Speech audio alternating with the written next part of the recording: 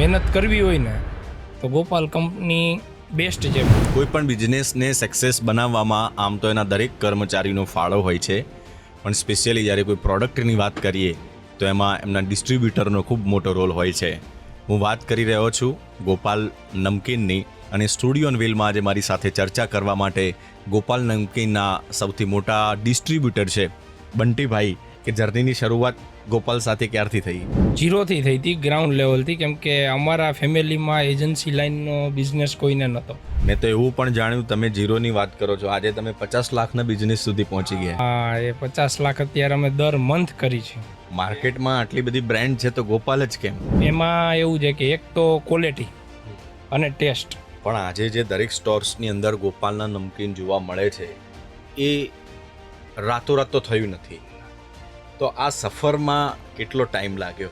બિપિનભાઈને અને એમને તો બહુ જૂનું જાજી મહેનત છે, જે અમે અત્યારે એમનું કહી શકી કે ફળ લઈ છીએ. અત્યારે તો આપણી ગોપાલની જે પ્રોડક્ટ છે મતલબ ક્યાં ક્યાં સુધી પહોંચાડીએ છીએ? નાની શોપથી લઈ અને મોટા આઉટલેટ સુધી, મતલબ ગુજરાત અને ગુજરાત બહાર પણ? હા, ગુજરાત બહાર બધા રાજ્યમાં છે, આઉટ ઓફ કન્ટ્રી છે. ઓહો, ઘણા બધા ડિસ્ટ્રીબ્યુટર હશે. કોઈ નવા ડિસ્ટ્રીબ્યુટરને જોઈન કરવું હોય તો શું કંઈ પ્રોસેસ, કે એને તમે શું સલાહ શું આપશો?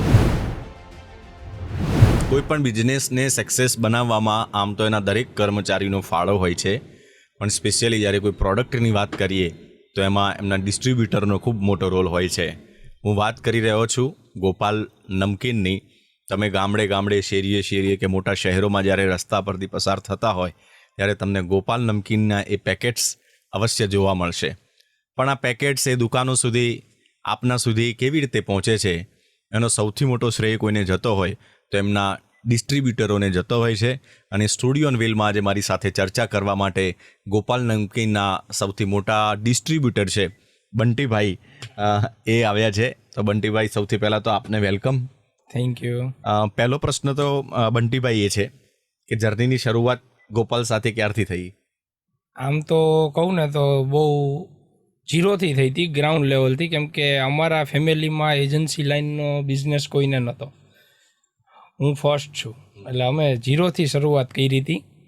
અને આ લાઈન ફર્સ્ટ હતી એટલે ધીમે ધીમે રિટેલરને મુલાકાત અને એમનો સપોર્ટ, કંપનીનો સપોર્ટ, ગોપાલ નમકીનનો સપોર્ટ, એમ કરતાં કરતાં આજે અમે આ સ્ટેજે પહોંચ્યા છીએ. મેં તો એવું પણ જાણ્યું તમે 0ની વાત કરો છો, આજે તમે 50 લાખના બિઝનેસ સુધી? હા, એ 50 લાખ અત્યારે અમે દર મંથ કરી છે. વાહ! તો આ સફર કેવી રહી તમારી, આખી ઓલ ઓવર જર્ની કેવી રહી? ઓલ ઓવર જર્નીમાં જો તમને જણાવું ને તો અમારી શરૂઆત તો જે મેં તમને કીધું એમ 0 થી થઈ હતી. પણ આપણે કહી શકીએ કે તમારે જો મહેનત કરવી હોય ને તો ગોપાલ કંપની બેસ્ટ છે, ગોપાલ નમકીન, કે જે તમારે તમારી મહેનત સાથે એમનો સપોર્ટ બંને ભેગા થાય ને એટલે આ લેવલ આવે છે. માર્કેટમાં આટલી બધી બ્રાન્ડ છે તો ગોપાલ જ કેમ?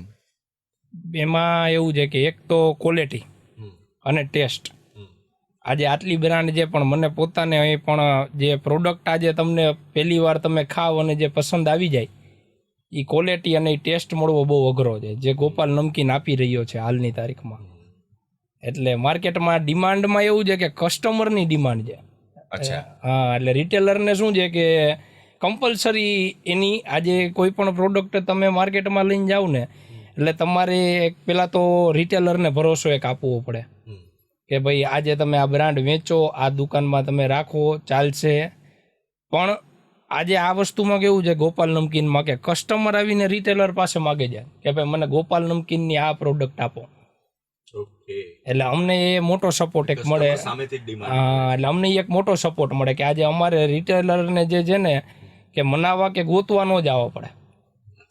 જો એની શોપમાં નહીં હોય ને તો એ કાંઈક ઓછું જેવું અનુભવ છે, કેમ કે કસ્ટમર આજે કાલ સવારે આવીને જે પ્રોડક્ટ માગવાના છે એની સાથે અન્ય બીજી 2-3 પ્રોડક્ટ હોય, આ જે તે છે, પણ એ જે ગોપાલના બ્રાન્ડના નામ સાથે જે વસ્તુ માગે છે એ રિટેલરને રાખવી જરૂરી છે. તમે ઊંધું કરી નાખ્યું, તમારે સામે કન્વિન્સ કરવા પડતા હોય કે ભાઈ અમારી પ્રોડક્ટ લો. બસ પણ ક્વોલિટી અને તમારી મહેનત એવું ઊંધું કરી દીધું કે રિટેલર સામેથી તમને એવું કહે છે કે ભાઈ માલ મોકલાવો. હા, બસ અમારે રિટેલર અમને ગોતતા આવે. જો અમે ક્યારેક ચૂકી જાય ને તો એ અમને ગોતતા આવે કે ભાઈ મને આ માલ તો જોશે જ, તમે આપો. અમારી પ્રાયોરિટી એવી જ હોય કે કોઈ દિવસ એ લોકોને અમે માલ ઓછો ન થવા દઈએ. આજ જેમ અમને કંપનીનો સપોર્ટ છે, કંપનીની સપ્લાય રેગ્યુલર છે, કે જે કોઈ દિવસ અમને સપ્લાયમાં મોડું નહીં, ટાઈમ ટુ ટાઈમ સપ્લાય છે કે એ બધું કંપની અમને પૂર્ણ પાડતી હોય, એ જ રીતે અમે નીચે રિટેલરને પાડતા હોય, જે આખી ચેઇન ચાલે છે. તમારા ગ્રોથનું સૌથી મોટું કારણ તમે શું માનો છો? અમારા ગ્રોથમાં તો આજે એક જે આ ગોપાલ નમકીન છે એમનો પૂરો સપોર્ટ, જે આ બિપિન સાહેબ છે, રાજ સાહેબ છે, અને નીચે અમારા સ્ટાફનો સપોર્ટ.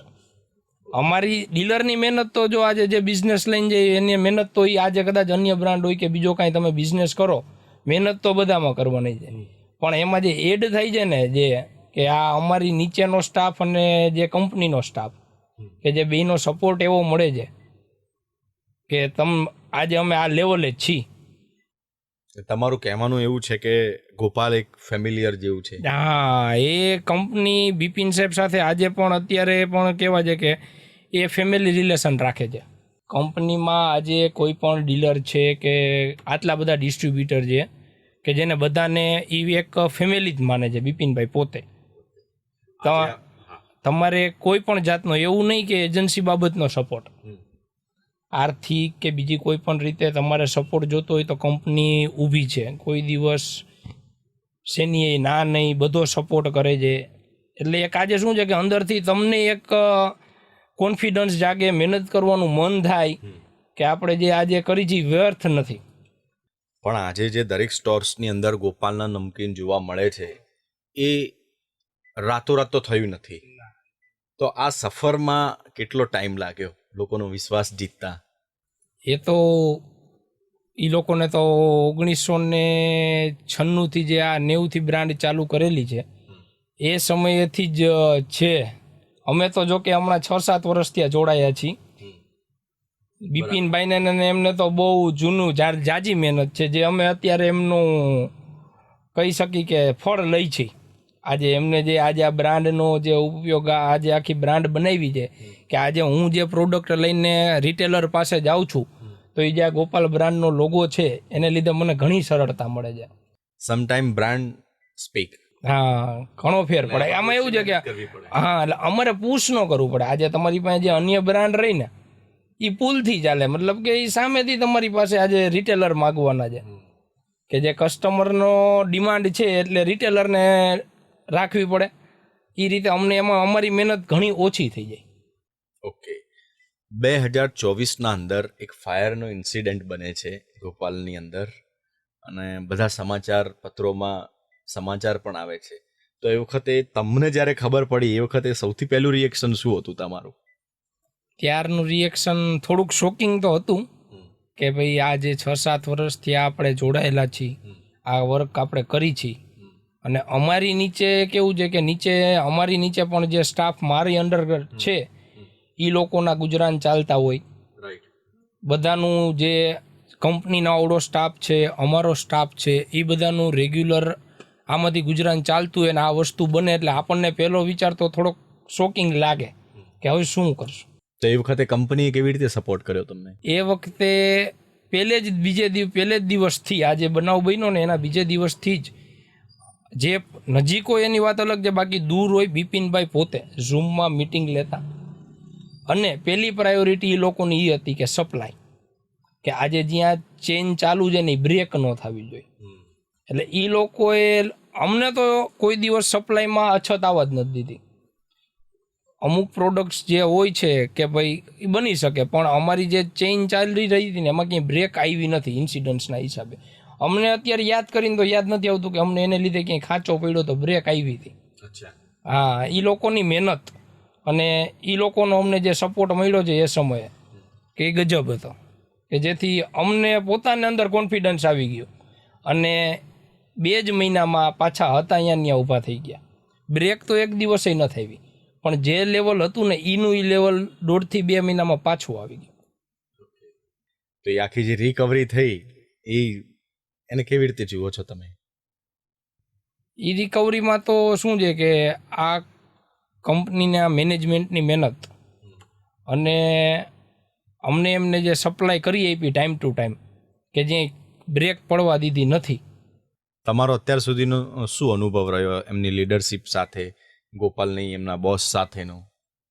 એમની સાથે તો જો તમને જણાવું ને તો બિપિનભાઈ સાથે તમે બેઠા હોય ને તો તમને એવું ના લાગે કે આ લેવલના માણસ સાથે તમે બેઠા છો. આવડી મોટી એવું ડિસ્ટન્સ નહીં રાખતા એમ. આજની તારીખમાં અમારે પર્સનલ, મારે જો કાંઈ પણ કામ હોય ને તો હું એમને પર્સનલ કોલ કરી શકું. અચ્છા. હા, એ કોલ એટેન્ડ કરે, મને વ્યવસ્થિત જવાબ આપે. કોઈ કારણોસર કોલ ના ઉપડે તો એમનો કોલ બેક તરત આવે. અને કોઈ પણ વાત હોય એની સાથે અમે આમ બેઠા હોય ને તો એટલી હળવાશ અનુભવો તમે કે તમને એમ લાગે કે આ લેવલના માણસ સાથે જે ગ્રાઉન્ડ લેવલ ઉપર છે કે વાત જવા દો. અત્યારે તો આપણી ગોપાલની જે પ્રોડક્ટ છે મતલબ ક્યાં ક્યાં સુધી પહોંચાડીએ છીએ? અત્યારે તો એમાં એવું છે કે જે સેગમેન્ટ છે ને એ વાઇઝ તો ગોપાલ કંપનીએ ડિમાન્ડ વાઇઝ સેગમેન્ટ જે કરેલા છે ને કે નાની શોપથી લઈ અને મોટા આઉટલેટ સુધી, મતલબ ગુજરાત અને ગુજરાત બહાર પણ? હા, ગુજરાત બહાર બધા રાજ્યમાં છે, આઉટ ઓફ કન્ટ્રી છે. નાના શોપ માટેના સેગમેન્ટ અલગ છે, મોલ માટેના સેગમેન્ટ અલગ છે, અને બધાની ડિમાન્ડ એવડી છે કે જે જેવું લોકો કન્ટ્રી પણ જે અહીંયાથી ગુજરાતી જાય હા. અને પેલું શોપની અંદર ગોપાલનું નમકીન જોયું એટલે પેલી ગુજરાતી વાળી ફિલિંગ આવે એમ કે ઓ અહીંયા પણ ગોપાલ મળે છે એમ. તમે ગોપાલ નમકીનનું ઇન્સ્ટાગ્રામ પેજ જોવો ને તો એમાં છે કેનેડાના મોલમાંના રીલ્સુ છે કે જે કેનેડાનો મોલ છે કે દુબઈનો મોલ છે કે અહીંયા તમને ગોપાલના નમકીનની આખી પ્રોડક્ટ દેખાય બધી. તો માની લો કે તમે તો આજે સક્સેસ થઈ ગયા, તમારા જેવા બીજા ઘણા બધા ડિસ્ટ્રીબ્યુટર હશે. કોઈ નવા ડિસ્ટ્રીબ્યુટરને જોઈન કરવું હોય તો શું કંઈ પ્રોસેસ કે એને તમે શું સલાહ શું આપશો? સલાહમાં તો એવું છે કે જો ગોપાલ નમકીનનો સપોર્ટ પૂરેપૂરો છે. તમારે જો મહેનત કરવી હોય અને ગ્રોથ જોતો હોય અને આ લોગો જે બ્રાન્ડ છે એનો તમને ઘણો ફાયદો થાય છે કે આજે તમે જે અધર કંપની અધર બ્રાન્ડમાં તમે જ્યારે મહેનત કરવી પડે એની 50% છે. તમે તમારી મહેનત આપવા તૈયાર હોય ને તો કંપની સપોર્ટમાં ક્યાંય બાકી નથી રાખતી. બિપિનભાઈ હદવાણી પોતાથી લઈ અને કંપનીના સ્ટાફની આખી ચેઇન જે ત્યારે તમારે જે સપોર્ટ જોતો હોય એ સપોર્ટમાં એ લોકો ખરા ઉતરે છે. એટલે ઓપોર્ચ્યુનિટી બહુ સારી છે. જો તમારે મહેનત કરવી હોય ને તો બહુ વસ્તુ સારી છે. થેન્ક યુ બંટીભાઈ, આપની સાથે વાત કરીને આનંદ થયો અને આપે જે ઝીરોથી શરૂઆત કરી અને આજે 50 લાખના બિઝનેસ સુધી પહોંચ્યા છો. અને આપે જે પ્રમાણે કહ્યું કે ખરાબ સમયમાં પણ કંપની અને કંપનીની લીડરશિપ છે એ તમારી સાથે રહી ને કદાચ એટલા માટે જ તમારા જેવા જે ડિસ્ટ્રીબ્યુટર છે એટલા લાંબા સમયથી જોડાયેલા છે અને ખૂબ દિલથી મહેનત કરે છે. થેન્ક્સ અલોટ આપ અહીંયા પધાર્યા. Thank you. Thank you.